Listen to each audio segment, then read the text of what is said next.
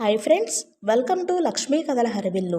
మనం ఇప్పుడు కొమ్మూరి వేణుగోపాలరావు గారిచే రచింపబడిన ఆత్మజ్యోతి అనే నవల గురించి చెప్పుకుంటున్నాం కదండి. ఈ నవల కానీ మీకు నచ్చినట్లయితే నా ఛానల్ని సబ్స్క్రైబ్ చేసి అలాగే వీడియోని లైక్ చేసి నాకు మరింత సపోర్ట్ని ఇవ్వండి. ఇక ఆలస్యం చేయకుండా నెక్స్ట్ పార్ట్లోకి వెళ్దామండి. గోవిందు వాసు ఇంకా రాలేదు. గోవిందు ఈ పూట భోజనం మాట మర్చిపోయినట్లున్నాడు. రాగానే 2 చివాట్లు వెయ్యాలి.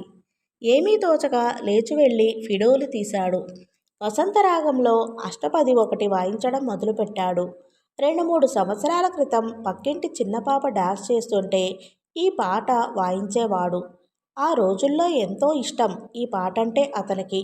ఆ పాప బుల్లిబుల్లి పాదాలు అడుగులు వేస్తూ చిన్న పాదాలు కదిలించి లలిత లలిత అంటుంటే అతనిలో రక్తం కరిగి నీరయ్యేది. అతనిలో రాధ నిలిచి కృష్ణ అని దీనంగా పిలిచేది. చిన్నప్పుడు అతను నాట్యం నేర్చుకుందామని ప్రయత్నించాడు. కొత్తగా మద్రాసు నుండి వచ్చిన నాట్యాచారుడు 1 2 3 4 అంటూ 20-30 మంది పిల్లల చేత అడుగులు వేయిస్తుంటే అతని హృదయంలో 20-30 జతల సున్నితమైన పాదాలు ఎగిరి గంతులు వేసేవి. ప్రపంచంలో ఉన్న అన్ని విద్యలు, కళలు తనకే కావాలి. సర్వం ఆకళింపు చేసుకోవాలి. బావా, ఎంత బాగా వాయిస్తావు! కమాన్! ఆగింది.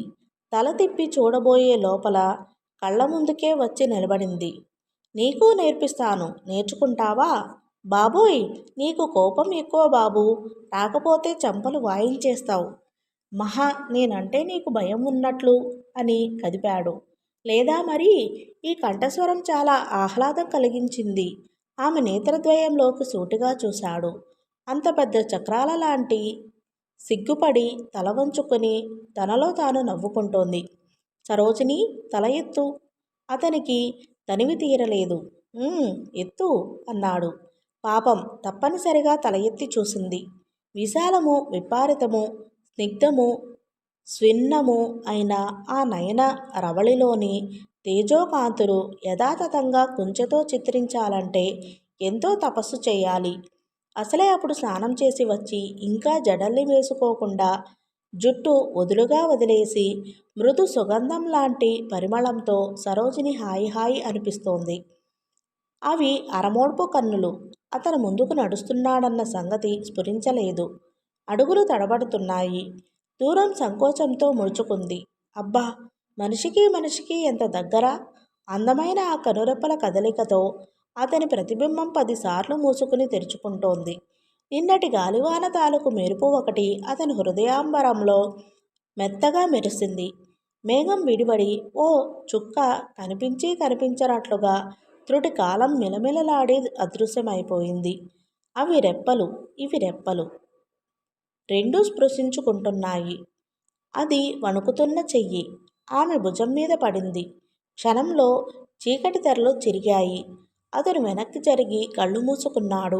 అడుగుల చప్పుడు దూరమై క్రమంగా వినిపించడం మానేసింది. నెమ్మదిగా కళ్ళు విప్పాడు. తడిగా ఉన్నాయి. ఎవరిది తడి? స్త్రీ నయనాలు ఎప్పుడూ నీరు కారుస్తూనే ఉంటాయా? అవేమిటో చెప్పాయే. తనెందుకు వినలేదు? గోవిందు పైకి వచ్చాడు ఓ అరగంట గడిచాక. బాబూ, భలే వాడివే, చుట్టాలు కూడా వచ్చారు కదా, తిండి తిప్పలు అక్కర్లేదనుకున్నావా అన్నాడు కోపంతో. అతను వినయంగా, ఏం చెయ్యను బాబూ, అలా వీరయ్య ఇంటికి వెళ్ళాం. పాపం, చాలా దురదృష్టం అని నిట్టూర్చాడు. ఏం జరిగింది? వీరయ్య వాళ్ళ ఇంట్లో నౌకరు. వాడి ఇల్లు కూలిపోయింది. భార్యాబిడ్డలతో తిండి తిప్పలు లేకుండా ఏడుస్తూ కూర్చున్నాడు. తీసుకురాలేకపోయావా? తీసుకొచ్చాను బాబూ, కింద ఉన్నాడు. అతను గబగబా మెట్లు దిగి కిందకు వచ్చాడు. ఈ ముందు గదిలో వీరయ్య దిగాలు పడి గోడకు ఆనుకుని నిలబడి ఉన్నాడు. ఏం వీరయ్యా, ఇల్లు కూలిపోయిందా? పనివాడు ఏదో చెప్పబోయాడు. 1-2 మాటలు అస్పష్టంగా వెలువడి గొంతు పూడుకుపోయింది. పైగుడ్డతో కళ్ళు ఒత్తుకున్నాడు. దిగులు పడకు వీరయ్యా, ఏం జరిగిందో చెప్పు. అది కాదండి, మొన్న 25 రూపాయలు పెట్టి ఇల్లు నేయించానండి. కర్రలు పాతవైనా ఇంకా కొంతకాలం పనికి వస్తాయని అలాగే ఉంచాను. నిన్నటి గాలివాన దెబ్బకు అంతా నాశనమైపోయిందండి. మా ఇంటిది నెలల్తో ఉంది. వీరయ్యకు పిల్లలకు తిండి తిప్పలు లేవు అన్నాడు వెనుకనే వచ్చిన గోవిందు. వీరయ్య అసలే అమాయకుడు, గంగిగోవు లాంటివాడు. గోవిందును పైకి రమ్మని చెప్పు, ఓ 10 రూపాయల నోటిచ్చి, ప్రస్తుతానికి ఇది ఇవ్వు, తర్వాత తోచిన సహాయం చేద్దాం అన్నాడు. అతనింకా స్నానం చేయలేదు. క్రిందకు పోదామంటే భయంగా ఉంది. చివరకు దిటవు తెచ్చుకుని క్రిందకు దిగివచ్చి లోపలకు పోయాడు. గోవిందు వంటగదిలో ఉన్నాడు. పెద్ద గదిలో కిటికీ ముందు కూర్చుని వాసు కథల పుస్తకం చదువుకుంటున్నాడు. సరోజిని ఎక్కడ నక్కిందో కనపడలేదు. దాదాపు 2 గంటలు గడిచాక గోవిందు క్రింద నుంచి కేకేశాడు భోజనానికి. శివనాథరావు లేచి వెళ్ళాడు. వంట ఇంట్లో 2 కంచాలు పీటలు వేసి ఉన్నాయి. ఓ దాని ముందు వాసుగాడు కూర్చున్నాడు. సరోజిని ఓ మూల గోడను ఆనుకుని నిలబడి ఉంది. ధైర్యం చేసి, నువ్వు? అన్నాడు కూర్చుంటూ. ఆమె అతని వంక చూపులు వెదజల్లి, ముందు నువ్వు చేద్దు, తర్వాత నేను అంది. అంటే ముందు పురుషులు, తదనంతరం స్త్రీలు అన్న ఆచారాన్ని పాటించదలిచావా? ఆ మరే అంటూ ఆమె నవ్వు ఆపుకుంటూ తల మరోవైపుకి తిప్పుకుంది. గిన్నెలు సవరిస్తున్న గోవిందు కలగజేసుకుని, ఈ పూట అమ్మాయి గారు మడికట్టుకున్నారు బాబూ, వారి చేతి వంట అన్నాడు.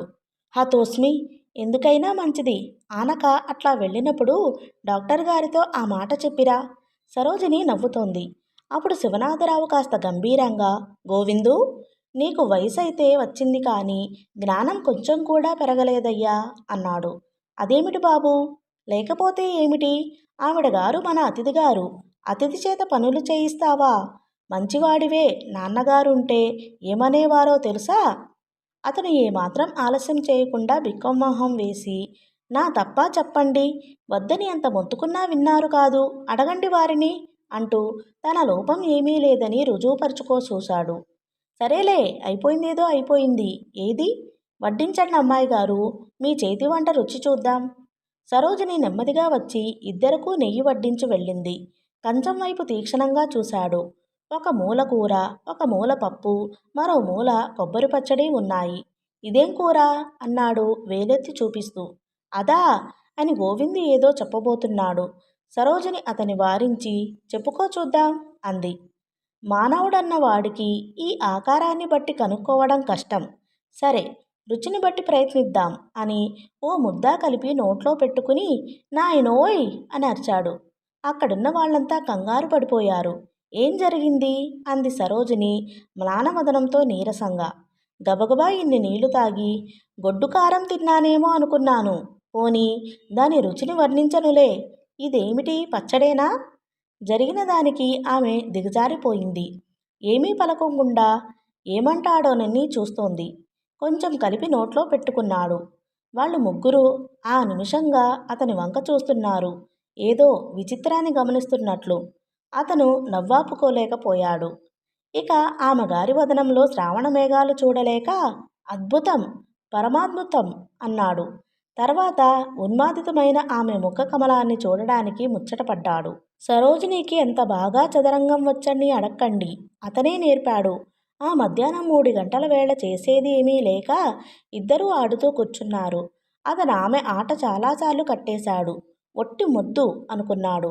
అసలే విజ్ఞాన శిఖామణికి, అపురూప మేధా సంపన్నురాలకు ఈ ఆట నేర్పటానికి ఇదివరలో ఎంత శ్రమపడాల్సి వచ్చిందో ఓ 100 తిట్లు తిట్టి ఉంటాడు. చివరకు గెలిచాననిపించుకునేందుకు అవకాశం లేక ఓడిపోతున్నానన్న బెంగతో పావులన్నీ తోసేసి, పో, అమాయకురాల్ని చేసి ఎంతైనా ఆడేస్తావు అంది ఉక్రోషంతో. నేను కళ్ళు మూసుకుంటాను, కాసేపు ఏడ్చుకో అన్నాడు గేలి చేస్తూ. ఏయ్ అనేసింది గాని నెమ్మది నెమ్మదిగా కన్నీళ్లు కార్చసాగింది. తప్పించుకునేందుకు వ్యవధానం లేదు. తుడుచుకుంటే అహం దెబ్బతింటుంది. కానీ తను కన్నీళ్లు విడుస్తున్నట్లు ఎదుటి వ్యక్తి గమనించరాదు. అంతకన్నా దీనమైన అవస్థ భగవంతుడు కల్పించలేదు. పళ్ళు బిగించి కళ్ళార్పకుండా ఎటో చూస్తూ ఏమాత్రం కదిలినా నీటి బిందువులు టపటపా ఎక్కడ రాలిపోతాయోనని ఊపిరి బిగబట్టి చలనం లేని చందనపు బొమ్మలా కూర్చున్న ఆ మూర్తీభవించిన సౌందర్యాన్ని అలా చూసే అదృష్టం పట్టినందుకు ఆ యువకుణ్ణి అభినందించి తీరాల్సిందే. జేబు రుమాలు ఇచ్చేదా? పరాజయం ఆమెదే. దయాదాక్షిణ్యం లేకుండా బొటబొటమని అవిరళ జలప్రవాహం నిండైన చెంపల మీదుగా జారి ఆ నునుపును తట్టుకోలేక భుజం మీదకి రాలిపోతూ గోమిగా బుల్లి జలపాతాన్ని సృష్టించింది. అతనికి సరోజినిని దుఃఖోపశమనం చేయగల ఉపాయమేమీ తట్టల. తను ఏడ్చేస్తే కొంతవరకు ప్రయోజనం ఉండవచ్చు, కానీ ఏడుపు రావటం లేదే, ఎలా?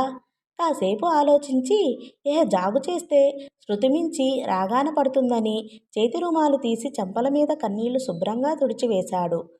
ఆమెను నవ్వించాలి. చక్కెలి గింతలు పెడితే ఛీ మోటుగా ఉంటుంది. ఇంతలో ఓ చక్కని ఆలోచన వచ్చింది. డాన్స్ చేస్తే, అంటే కాళ్ళు చేతులు అటు ఇటూ తిప్పుట, తల పక్కకు ముందుకు ఆడించుట, గెంతుట, అమాంతంగా కింద పడుట ఇత్యాదులు. చిన్నతనంలో ఈ విద్య ప్రదర్శించి అక్కయ్యను బావను కడుపు పగిలేటట్లు నవ్వించాడు.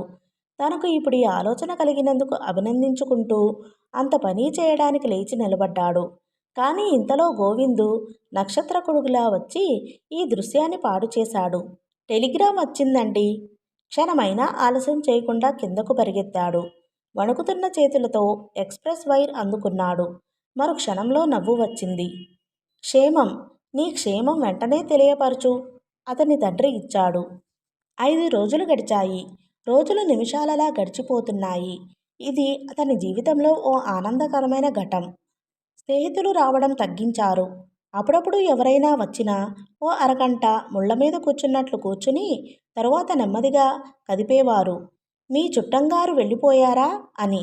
లేదు అనేవాడు.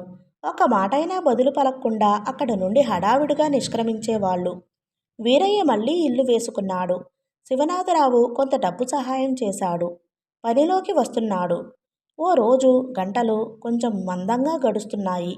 మధ్యాహ్నం 3 గంటలకి సరోజినిని సుదూరంలో తనకు నచ్చిన భంగిమలో కూర్చోబెట్టి డ్రాయింగ్ బోర్డు దగ్గర నిలబడి ఆమె గారి రూపాన్ని సర్వాంగ సుందరంగా చిత్రించాలని సాయశక్తులా ప్రయత్నిస్తున్నాడు. ఇప్పటికీ చిత్రం ప్రారంభించి 3 రోజులైంది. సగం పని కూడా కాలేదు.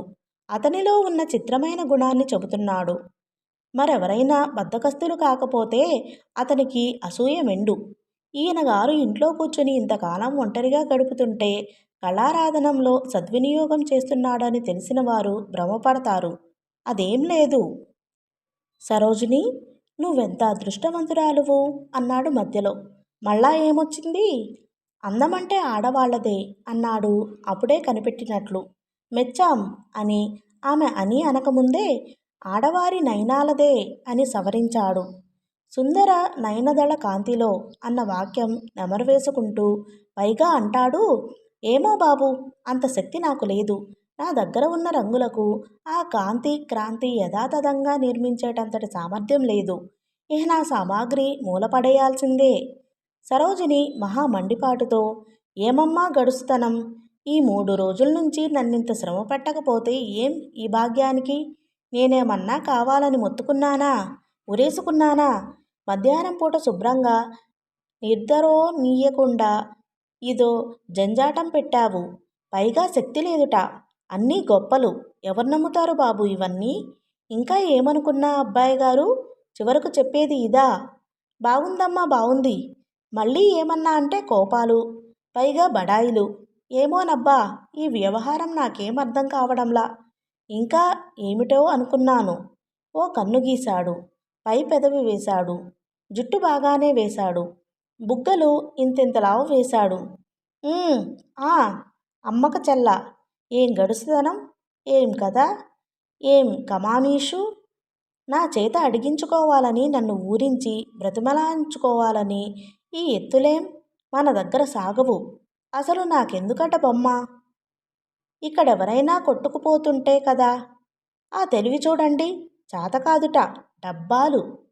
ఈ మధ్యలో అతను, ఏమిటా ధోరణి, ఊరుకుంటావా లేదా ఇత్యాది ప్రయోగాలు చేసి వారించబోయి విఫలుడై ఆమె వయ్యారాన్ని గమనిస్తూ ఊరుకున్నాడు.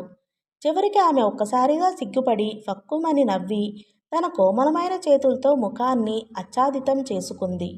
ఆమె లోపల నవ్వుకోవటం గ్రహించి చాలే ఆపు అని గదమాయించాడు. ఇంతలో గోవిందు కాఫీలు తీసుకుని పైకి వచ్చాడు. కాఫీ తాగుతూ సరోజిని, మా తమ్ముడికి నిన్ను చూస్తే పెద్ద పులిని చూసినట్లు ఉంటుందని, ఎందువల్ల అని అడిగింది. కలలేమైనా వస్తుంటాయేమో అన్నాడు శివనాథరావు సాలోచనగా. కలలేమిటి బావా? సరోజిని నవ్వటం మొదలుపెట్టింది. అప్పుడు అతను వివరించడానికి పూనుకున్నాడు. సైకో ఎనాలిసిస్ అని ఓ థియరీ ఉంది. కొందరికి తెలియకుండా కొన్ని అణిగిపోయిన కోరికలుంటాయి. వాటినే సప్రెస్డ్ డిజైర్స్ అంటారు. గొడవ నీకు అర్థం కాదు. వీడికి నా మీద ఉన్న భయానికి ఆ థియరీకి ఏదో సంబంధం ఉందని తోస్తోంది నాకు. అసలు సైకో ఎనాలిసిస్ అంటే నీకు తెలియదు కదూ? ఓ భార్యాభర్తలున్నారనుకో. చాలా కాలం నుంచి అన్యోన్యంగా ఉన్నారు. ఉన్నట్లుండి హఠాత్తుగా విడాకులిచ్చుకున్నారు. ఎలా జరిగిందంటావు? ఏమో, హడలగొట్టి చంపేస్తున్నావు నన్ను. వివరించదా? ఆ భార్యకు ఉండి ఉండి కలలు రావటం మొదలుపెట్టినాయి. రోజూ కల్లో ఓ కోతి కనిపించేది. తనను వెంటాడేది. తను భయపడి పరిగెత్తేది. అప్పుడు కోతి మీద పడి రక్కేది. తాను ఆ కోతి మొహం మీద గుద్దేది. అప్పుడు కోతి ఓ పెద్ద వృక్షం పీకి విసిరేది. తాను ఓ విల్లంబు తీసి నిప్పులు కక్కుతున్న బాణం ఒకటి కోతి మీదకు వేసేది. కోతి ఓ కొండ శిఖరాన్ని పీకి ఆమె తల మీద విసిరేది. ఆమె మరో వృక్షం పీకి కోతి వీపు మీద గుద్దేది. ఆపు, ఆపు! ఇదంతా వింటుంటే రామాయణంలో హనుమంతుడు ఎవరితోనో యుద్ధం చేస్తున్న దృశ్యం జ్ఞాపకం వస్తుంది. చూశావా? నీకు వెనువెంటనే హనుమంతుడు గుర్తుకు వచ్చాడు. ఈ కలల బాధ పడలేక ఓసారి ఆమె ఏం చేసింది? వెళ్ళి ఓ ప్రఖ్యాత డాక్టర్ని కలుసుకుంది. ఆయన అంతా విని బాగా ఆలోచించి, మీ ఆయన పేరు హనుమంతరావా అన్నాడు. కాదు, ఆంజనేయులండి అంది. ఇంకేం? ఆయనంటే ఓ విధమైన అసహ్యం నీలో ఉందన్నమాట. అందుకే ఆ మాదిరి స్వప్నాలు వస్తున్నాయి. అమ్మాయి, ఆయనతో నువ్వింకా కాపురం చేస్తే నీ జీవితం దుఃఖభాజమవుతుంది. ఆయనకు విడాకులిచ్చేయి అని సలహా ఇచ్చాడు. ఇచ్చేసిందా అని అడిగింది సరోజిని ఆదుర్దాగా. ఇవ్వక అన్నాడు గర్వంగా అతను. ఎవరు బావా ఆ తలకు మాసిన డాక్టర్? ఉండు, నాకు ఆలోచన వస్తోంది. ఆ ఆంజనేయుడు భార్య పేరేమిటి? మండోదరి అనుకుంటా. ఇంకేం? ఏం డాక్టర్, వాడి తెలివి తెల్లారా? ఓ భార్య, నువ్వంటే నాకు ఇష్టమే, కానీ నీ పేరు చూస్తే నాకు అసహ్యము. అందువలనే ఇలా ప్రవర్తిస్తున్నాను. నీ మండోదరి అన్న పేరు పరి త్యజించి ఓ కోతి పేరు పెట్టుకో అని ఆ ఆంజనేయుడు తన యుద్ధం ద్వారా సూచిస్తున్నాడని ఎందుకు అనుకోకూడదు? అమ్మ సరోజిని, ఒక్కో సమయంలో నీ బుద్ధి ఇంత నిశితమైన అసాధారణమైన పని చేస్తుందే అనుకుంటూ అతను తన సైకో ఎనాలిసిస్ని గురించి బ్రహ్మాండమైన డైలమాలో పడి ఆలోచనలో కొట్టుకుపోసాగాడు. నువ్వు ఆలోచిస్తుండు, నేను వెడుతున్నాను బాబూ అన్న సరోజిని మంజుల స్వరం లీలగా వినిపించింది. ఆ సాయంత్రం 5ంటికి శివనాథరావు బయటకు వచ్చి ముందుగా కృష్ణ ఇంటికి వెళ్ళాడు. అతను డాబా మీద అటూ ఇటూ హుషారుగా తిరుగుతున్నాడు. మిత్రుణ్ణి చూసి రారమ్మని పైకి పిలిచి ముందుగా వేసిన ప్రశ్న ఇది. మీ వాళ్ళు వెళ్ళిపోయారా? అతనేం జవాబు చెప్పలేదు. వెంటనే వెళ్ళిపోయినట్లున్నారు, నీ మొహం చెప్పటంలా. శివనాథరావు జంకుతూ జంకుతూ ఇంకా వెళ్ళిపోలేదురా అని చెప్పాడు. కృష్ణ వెంటనే పెదవులు బిగించాడు. ఓ క్షణం ఎగతాళిగా నవ్వి మరు క్షణంలో ముఖం గంభీరంగా మార్చి, మంచివాడివే, ఈ సంధ్యా సమయంలో ఇలా ఒంటరిగా ఏ మొహం పెట్టుకుని వస్తావురా? పో పో పో, చప్పున పో, మీ ఇంటికి పో అన్నాడు. అది కాదురా, నిమిషాలు వేస్ట్ అయిపోతున్నాయి. మధురమైన సాయంత్రం మరుగున పడుతోంది. అరే, ఇంకా నిల్చుంటాడు? నే చెప్పేది వినరా? అరే, వెళ్తావా తన్నమంటావా? చీ అనుకుని బయటకు వచ్చేశాడు. ఒట్టి క్రూరుడు, హృదయం లేదు అని నిందించాడు మనసులో. అరే, వెళ్తావా తన్నమంటావా? ఇక అక్కడ ఉండలేక వచ్చేశాడు. ఒక చోట నిలబడి ఎక్కడకు పోదామా అని ఆలోచించాడు. చందనం ఇంటికి పోవాలన్న కోలిక కలిగింది.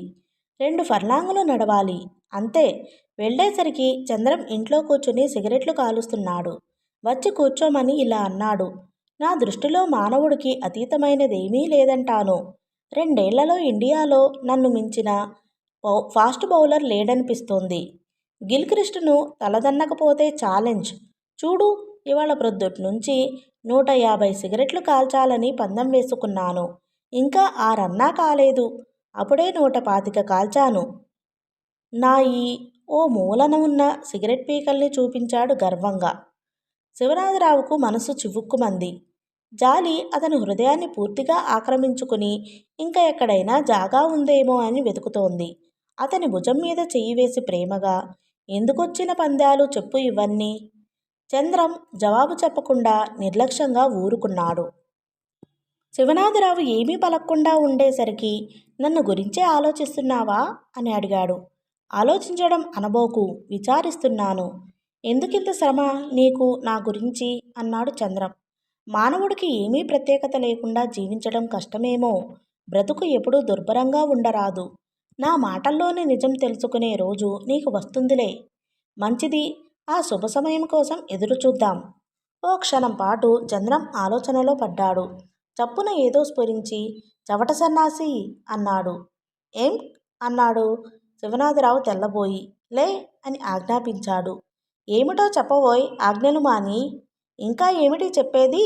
చదువుకున్నవాడివి, ప్రపంచ జ్ఞానం కలవాడివి, ఈ మనోహరమైన సాయంత్రం ఇలా వేస్ట్ చేస్తావా? నాన్సెన్స్. నేను సుతారము ఒప్పుకోను. నేను నీ ఫ్రెండ్ని అయి ఉండి బుద్ధి చెప్పకుండా ఉండలేను. పద పద, మీ ఇంటికి పద అంటూ ఊపిరి ఆగకుండా తగులుకున్నాడు. ఏమిట్రా నీ గొడవ? ఒరేయ్, నీకంటే కొంచెం లోతైన వాణ్ణి, ఎందుకు చెబుతున్నానో ఆలోచించుకో. గో అని నిట్టూర్చి, అవసరంలో ఫ్రెండ్కి ఈ మాత్రం సహాయం చేయకపోతే రేపు నలుగురు నన్ను దిమ్మెత్తిపోస్తారు అంటూ ముఖం తుడుచుకున్నాడు. నేను వెళ్ళనిక్కడి నుంచి. అదేం కుదరదు అని బలవంతంగా అతని చేతులు పట్టుకుని కుర్చీలోంచి లేవనెత్తి, నేను రాను అన్నా మొత్తుకున్నా వినకుండా బలంగా బయటకు లాక్కొచ్చి, go man, straight your house అని ఓ తోపు తోశాడు. శివనాథరావు కోపంతో వెనక్కు తిరగబోతుండగా తలుపు దబాల్న గడియ వేసుకున్నాడు. శివనాథరావు ఓ నిమిషం స్తబ్దుడై నిలబడ్డాడు.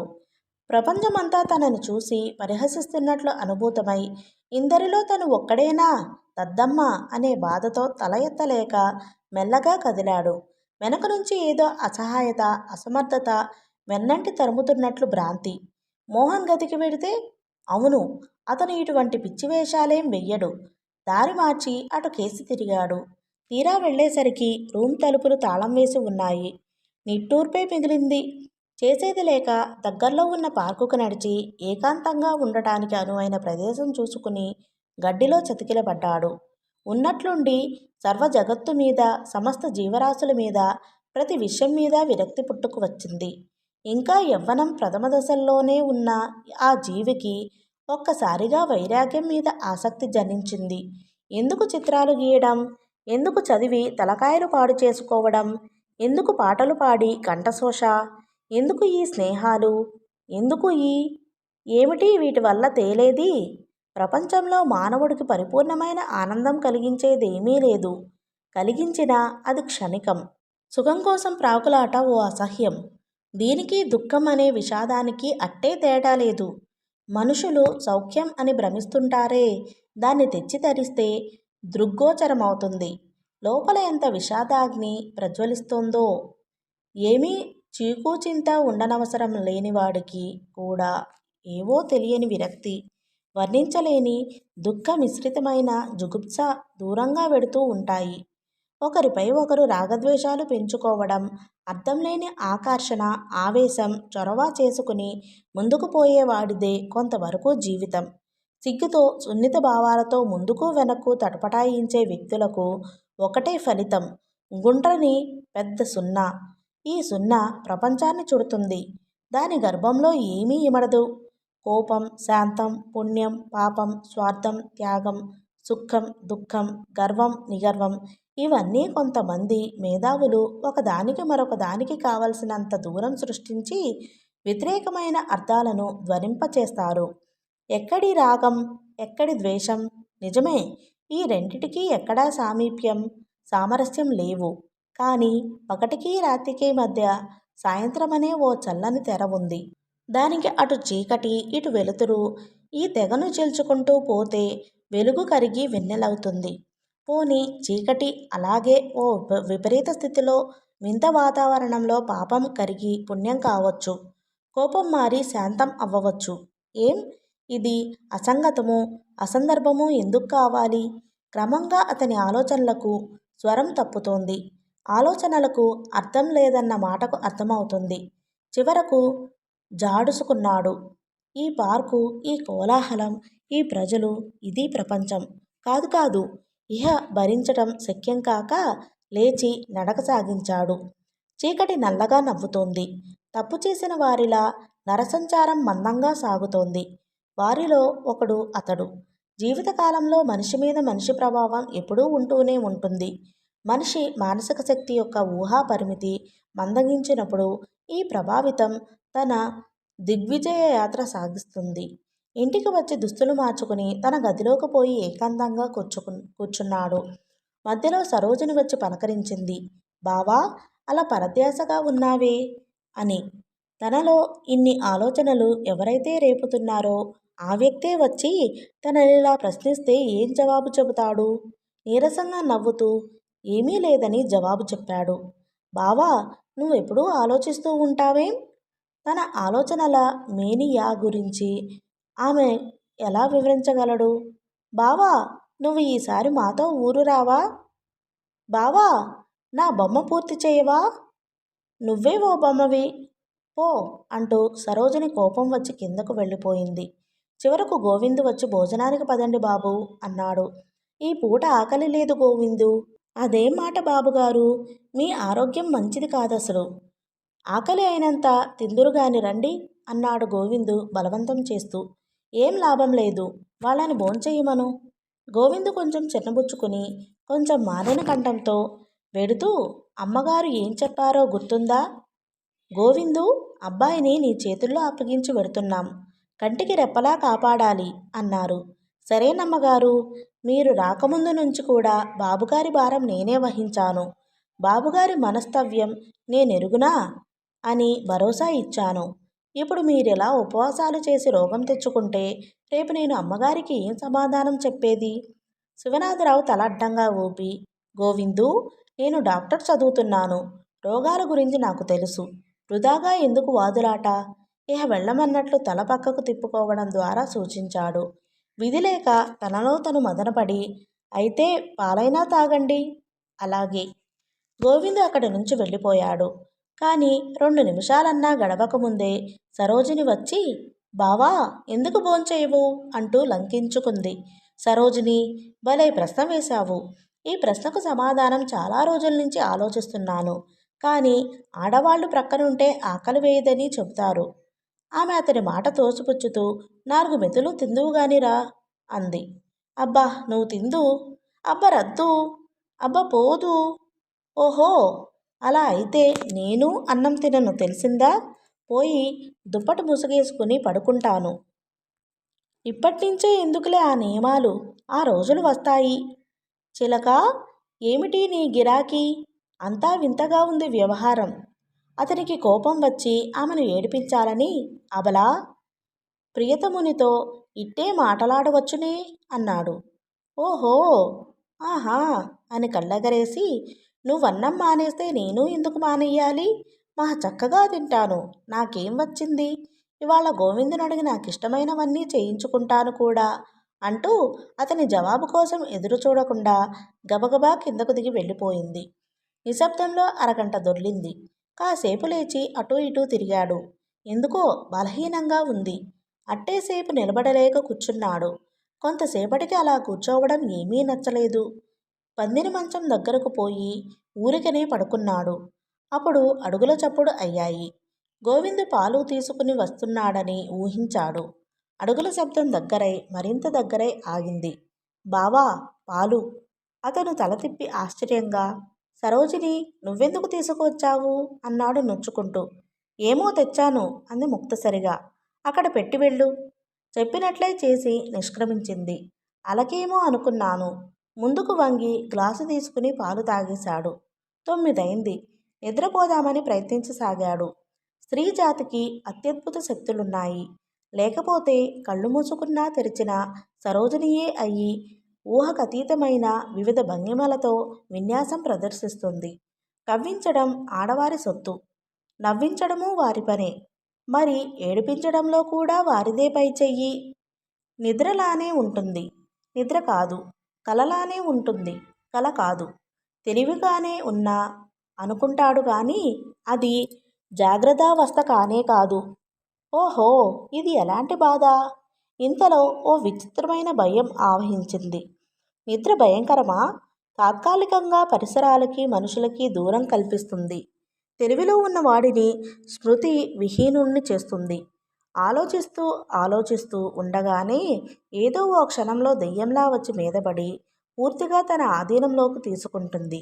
అంతేకాదు, నిద్రపోబోతూ మానవుడు రేపు లేచి అలా చెయ్యాలి, ఇలా చెయ్యాలి అని ఎన్నో కలలు కంటాడు.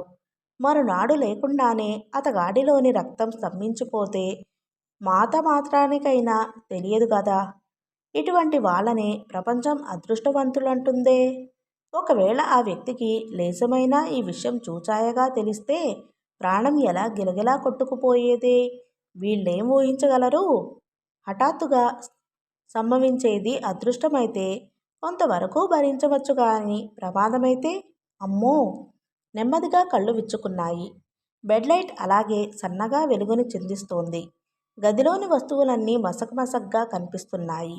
గడియారం వంక చూసేసరికి చప్పున అంకెలు కనిపించలేదు. బద్ధకంగా లేచి లైటు వెలిగించి టైము చూశాను. 2. ఒక్క నిమిషం తెల్లబోయి నిల్చున్నాడు. చాలాసేపటి క్రితం చావును నిద్రను పోల్చుకుని మదనపడుతూ నిద్రలో పడిపోయాడన్నమాట. వేడి నిట్టూర్పు వెలువడింది. సరోజిని ఏం చేస్తుందో తెలుసుకుందామన్న కుతూహలం బలపడింది. అతి చిన్నగా అడుగులు వేసుకుంటూ వసారాలోకి వచ్చాడు. హఠాత్తుగా ఓ దృశ్యం గుర్తుకు వచ్చింది. ఇదే చోట ఆ యువతి ఎవరో తనకు తెలియదు. ఆమె తను విచిత్రంగా తారసిల్లారు. చాలాసేపు వింత వింతగా సంభాషించుకున్నారు. ఆమె పేరైనా తెలుసుకోలేకపోయాడు. ఎవరో ఆమె, కానీ సామాన్యమైన వ్యక్తిగా ఊహించి ఆమెను తోసి రాజనలేకుండా ఉన్నాడు. అది ఒక విచిత్రమైన అనుభవం. ఈ మాదిరి అనుభవాలనే మానవులు ఎడతెగకుండా కాంక్షిస్తారు. చప్పున కృష్ణ గుర్తుకు వచ్చాడు. ఈ మాదిరి అనుభవాలు ఎవరికైనా తారసిల్లాయంటే అతనిలా ఆరాటపడే ప్రాణి ఉండడు. నెమ్మదిగా నిశ్శబ్దంగా మెట్లు దిగనారంభించాడు. ఈ సమయంలో దొంగ ఎవరైనా చాటుగా నిల్చుని తనని చూశాడంటే తనని దొంగ అని భ్రమపడాల్సిందే. ఈనాటి అవస్థ అట్లా ఉంది. ఏదో తెలియని ఆందోళన వెనక నుండి తరిమి తరిమి కొడుతోంది. చివరికి సరోజిని అతనికెదురుగా ఉంది. ఇదేమిటి ఇలా చేశావు? ఏమని జవాబు చెప్పాలో తెలియక సిగ్గుతో కుమిలిపోతున్నాడు. పృథ్వీలో జవాబులేని ప్రశ్నలలో ఒకటి. ఏమని చెప్పమంటాడు? తనను తాను జవాబు. వంగి మధురంగా నిద్రిస్తున్న సరోజిని వదనంలోకి సూటిగా చూశాడు. అది అపూర్వమైన చూపు. ఆ క్షణము అటువంటిదే. హృదయం మేలుకొలుపు పాడుతోంది. దాని మొర ఆలకించే నాథుడేడి? ప్రశ్నలు లక్షలుగా కుప్పలుగా వెలువడుతున్నాయి. జవాబులు ఇచ్చేదెవరు? ఓ చెయ్యి తలకింద పెట్టుకుని ఓ పక్కకు ఒత్తిగిలి తీయగా నిద్రిస్తున్న సరోజిని మినహా జగాన ఏదీ లేదు. అందం అందం అని ఘోషిస్తారు మానవులు. ఎవరూ నిజమైన అందాన్ని సమీపించలేదన్న మాట. సౌందర్యం అవలోకించినప్పుడు స్వంతం చేసుకోవాలని ఇదివరలో ఎవరైనా ఉబలాటపడ్డారా? అది అబద్ధం. శరీరాలు చాలామందివి పులకరించి ఉండవచ్చు, కానీ అతను ఈ అనుభూతి వాటన్నిటినీ తలదన్నింది కాబోలు. అమ్మాయిలు వేసుకునే దుస్తుల పేర్లు అతనికి తెలియవు, కానీ అతనికి తట్టింది ఈ ఊదారంగు చీరే. బెడ్ లైట్ పసుపు కలిపి ఓ వింత కాంతితో పరిసరాలని జృంభితపరుస్తున్నాయి. అరికట్టలేని తమకానికి అది దారితీసింది. మరి కొంచెం ముందుకు వంగాడు. ఆమె ఈ లోకంలో ఉంటే తనలాంటి ఓ పిచ్చివాడి చేష్టలు చూసి ముసిముసిగా నవ్వినట్లు ఆ పెదవులు సిగ్గుతో కూడిన ఓ ప్రియ హాస్యాన్ని ప్రదర్శిస్తున్నాయి. మల్లెలు తురిమిన సిగ నలిగి వదులుగా వయ్యారంగా గతి తప్పింది. చప్పున ఆమె పెదవులు చుమ్మించబోయాడు. కానీ ఏవో గొలుసులు వెనక్కు లాగాయి. క్షణం ముందు కట్టలు తెగి ప్రవహించిన ఆవేశం సిగ్గు అనే పరదా చాటున దాగి ఉంది. ముఖమంతా కంది ఎర్రబడినట్లుంది. ఉచ్ఛ్వాస నిశ్వాసాలు క్షణంపాటు స్తంభించాయి. గిరుక్కున వెనుతిరిగి తన గదిలోకి చేరి ఈజీ చైర్లో అలసటగా వాలిపోయాడు. చీకటి నవ్వుతోంది. ఎంత తపస్సు చేస్తేనో గాని ఈ మాదిరి తమస్సు లభించదు కావున పదునైన ఈ రాత్రిని తను బండబార చేశాడు. తప్ప తను చేయబోయింది. ఏది మంచి, ఏది చెడు? భగవంతుడు తన విషయంలో కరుణామయుడు కాదు. రవ్వంత కఠినత్వం ఎందుకు ఇమడ్చలేదు మరి? రూపం లేని ఈ మనస్సు ఎంత సున్నితము! మిగిలేదేమిటి? అసంతృప్త, ఆనందమా? ఏది ఉన్నతమని అంతరంగం జార్నిల్లుతోంది. బావా అదిరిపడి తలెత్తి చూశాడు. అయ్యో, ఈ సమయంలో సరోజిని ఇక్కడికి ఎందుకు వచ్చింది? సిగ్గుతో నువ్వా అన్నాడు. వచ్చేసావేం అప్పుడే? సరోజిని అంటూ అరిచాడు. అది కోపమా? ఎందుకలా జంకావు? ఇది మీ ఇల్లు, అడ్డేమీ లేదుగా అని తలవంచి, పెద్దవాళ్ళు ఎందుకు చెబుతారో నాకు అర్థమైంది. అయిన వాళ్ళ దగ్గర కూడా ఇంత అఘాయిత్యం ఎందుకో అంది కఠినంగా, కంపిత స్వరంతో. నువ్వు ఎంత తెలివైన దానివి కాకపోవచ్చు, కానీ తనకున్న ఒకే ఒక ఆస్తి విషయంలో స్త్రీ ఎలా సంరక్షణ చేసుకుంటుందో తెలుసుకోగలిగిన తెలివి నాకు ఉందని గ్రహించాను అని అతనికి చేరువుగా ఓ కుర్చీని లాక్కుని కూర్చుని, బావా నిన్నో విషయం అడుగుతాను, కోపం రాదు కదా?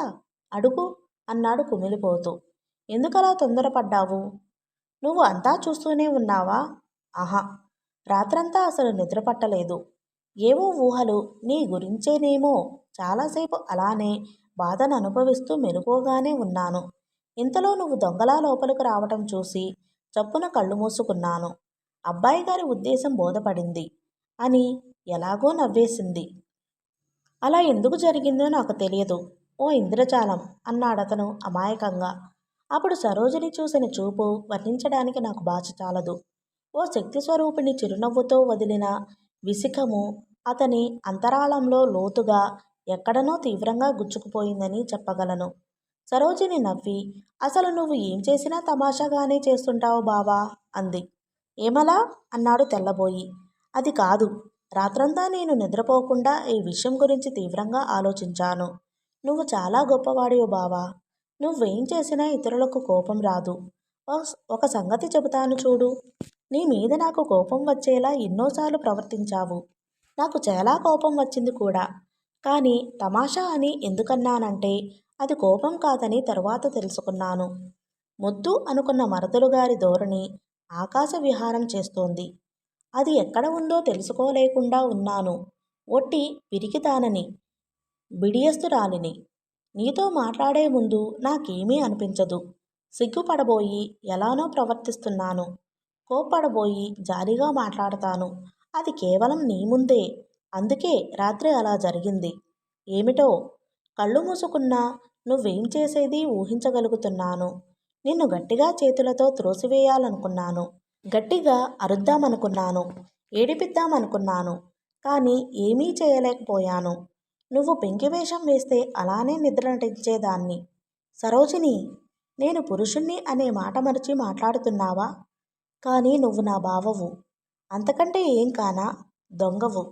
అమ్మో, అటువంటి పెద్ద మాటలాడకు, భయమేస్తుంది. పెద్ద దొంగవి. రుక్మిణి కృష్ణయ్యను మనీని చిత్తచోరుడుంది. అలాంటి వాడివి. ఈ మాటలు ఎవరైనా వింటే ఏమనుకుంటారు? అనుకోని ఈ బావా. ఒకళ్ళు అనుకుంటారని, నీకు నేను దూరంగా ఉండాలని ఇందాక చెప్పానే, తోసెయ్యాలని ప్రయత్నించను. ఒకళ్ళు అనుకుంటారని నేను సిగ్గుపడను. మరి ఇంత దూరం ఎందుకు వచ్చాననుకున్నావు? రాకుండా ఉండలేకపోయాను. సరోజిని, నువ్వు ప్రేమను నమ్ముతావా? అలాంటి పెద్ద మాటలకు నాకు అర్థం తెలియదు బావా. అంటే ఏమిటో చెప్పు. ఈ రకం వ్యక్తిని భగవంతుడు సృష్టించి ఇచ్చినందుకు అతడు అదృష్టవంతుడు చెప్పసాగాడు. నేనంటే నీకు ఇష్టం ఉంది. ఒక్కోసారి నీ హృదయంలో పూజిస్తున్నానని కూడా రాశావు. దూరంగా ఉంటే బాధగా ఉంటుంది. దగ్గర చేరితే భయం వేస్తుంది. ఒక క్షణం తీయగా ఉంటుంది. ఒక క్షణం భయంకరంగా, బాధాకరంగా, బాధావహంగా ఉంటుంది. నీచాన్ని అసహ్యమని అనుకోము. నాకు తెలిసినంత వరకు ఇదే అర్థం. అవును సుమా, ఇవన్నీ నా అనుభవాలే. నీకు అన్నీ తెలిసే. అలాగా? ఈ క్షణాన ప్రపంచంలో నాకంటే గనుడు లేడు సరోజిని. ఇంకా విను. ఇవాళ చాలా గొప్ప రోజు అన్న విషయం నువ్వు ఒప్పుకుంటావనుకుంటాను. నేను చాలా విచిత్ర వ్యక్తిని. సంతోషం కంటే విషాదాన్ని ఎదురు చూస్తాను. తీరా ఆ విషాదం అనుభవించాక దుఃఖం భరించలేక ఏడుస్తాను. మరి ఇటువంటి మనుషులు ఎందుకు పనికి వస్తారో నాకు తెలియదు. చూడు, ఏమీ కారణం లేకుండా ఒక్కోసారి జీవితం అంటే విరక్తి పుడుతుంది. మెడ మీద నుంచి దూకి చచ్చిపోవాలనిపిస్తుంది. ఒక్కోసారి మనుషుల్లో నాకంటే సమర్థుడు లేడని ఉప్పొంగిపోతాను. అటువంటి సమయాన ఎంత గర్వంగా దర్పంగా నడుస్తాననుకున్నావు? నన్ను చూస్తే నాకే అసూయగా ఉంటుంది. ఈ చిత్రలేఖనం, సంగీతం అభ్యసించింది నేను గొప్పవాణ్ణి అవుదామని కాదు, మనశ్శాంతి లభిస్తుందని. నేను వ్యక్తం చేసుకోలేని బాధ ఎవరైనా నాకు నచ్చిన మనిషి సహృదయంతో పక్కన కూర్చుని ఈ ఊకొడుతూ ఆలకించాలని, చివరకు నా కన్నీరు తుడవాలని ఓ కోరిక. అప్పుడప్పుడు ఒంటరితనం భరించలేనిదిగా ఉంటుంది. అటువంటప్పుడు ఈ ఆవేదన దుస్సాహంగా ఉంటుంది. ప్రేమించబడాలి. నేను అపూర్వంగా ప్రేమించబడాలి. సరోజిని, నీకర్థం కావటం లేదా? అవుతోంది, కానీ వివరించలేను. ఇంకా విను. ఎంత తెలిసినా ఏమీ తెలియదు. ప్రతి క్షణం తప్పటడుగు వేస్తూనే ఉంటాను. జీవితాంతం నీడలా నన్నొక వ్యక్తి వెన్నంటి ప్రతి పనిలోనూ చేయూతనివ్వందే ఏదో అగాధంలో పడిపోతానేమో. నాకా శక్తి ఉందా? అని సరోజిని పరాకుగా అంది. నీకు తప్ప ఏ స్త్రీకి ఆ శక్తి లేదు. కర్మకాలి కథ అన్యథా పరిణమిస్తే ఈ సత్యం నువ్వు చూస్తావు. ఛీ, అవే మాటలు. అలా ఎందుకనుకోవాలి? చెప్పాక నా నైజం. మరి నీకిందులో సుఖం కనిపిస్తోందా అలా ఊహించడంలో? నా మీద నీకంత బొత్తిగా దయలేదేం? అదేం ప్రశ్న? జవాబు చెప్పి తీరాల్సిందే. అతను నిశితంగా సరోజిని ముఖమండలంలోకి చూశాడు. జీవితాన్ని తృణప్రాయంగా ఎంచిన ఓ వింత మనిషిలా అతని వంక చూస్తోంది. వాళ్ళ ఇద్దరి బ్రతికున్న చూపులు చచ్చి మాట్లాడుతున్న మాటల వాతావరణాన్ని పరిశ్రాంతపరుస్తున్నాయి. అంధకారం తన గొయ్యి తాని తవ్వుకుంటున్నట్లుగా ఉంది. ఈ సన్నివేశం జన్మజన్మలకు చెరిగిపోదు. ఎందుకు నీకంత పంతం? ఆమె ఊపిరి బరువుగా విడిచి, నేను నీ దగ్గర్నుంచి సమాధానం పొందాలని నిశ్చయించుకున్నాను, అంతే. కావచ్చు. ఇది అతని సమాధానం. ఏమిటి? కంఠం గాజు పలకలా పగిలిపోయింది. అదే బావిలో భయంకరాలు విలయతాండవం. ఇలా అని గట్టిగా కళ్ళు మూసుకున్నాడు. అది చాలదని భ్రమించి రెండు చేతులతోనూ ముఖాన్ని ఆచ్ఛాదనం చేసుకున్నాడు. అదీ చాలదని కలతతో తెలియని వస్తువు కోసం అన్వేషణ సాగించాడు. కాదు, నువ్వు నా వంక చూడాల్సిందే అని సరోజిని బలవంతముగా అతని చేతులు ముఖం నుండి విడతీయాలని భగీరథ ప్రయత్నం చేస్తోంది. ఆమెకు అందకుండా ఉండాలని అతని తాపత్రయం. చివరకు స్త్రీశక్తి జయించింది. అవిరళంగా నేత్ర యుగళి నుండి అశ్రువులు స్రవిస్తున్నాయి. ఆమెవి అంతే. అబ్బా, తెలివిగల వాళ్ళు ఎంత వెర్రివాళ్ళు అని ఆమె అతన్ని కన్నీరు తుడిచింది చేత్తో. ఓకే ఫ్రెండ్స్, ఈ పార్ట్ని ఇంతటితో ముగిస్తున్నానండి.